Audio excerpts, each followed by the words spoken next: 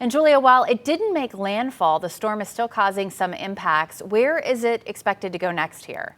Well, this is a large storm. It's expected to make a northward turn, keeping it between the East Coast and Bermuda, so no U.S. landfall, but some areas will feel the effects. And could the coastal part of our state see any impacts here in North Carolina? The East Coast is going to feel some of those very, very high rip currents. And also we do have some evacuations already for Dare County, specifically there in the Outer Banks, because some of these waves could be about 15 feet. Now that is high. Pair that with the flooding that's possible peaking around Wednesday and Thursday, and it's a situation that you don't want to be in. So if you are going to be along the coastline, maybe try to find somewhere more inland to go. Us here in Western North Carolina, we are safe from the large impacts of this storm. All right, Julia, thank you so much.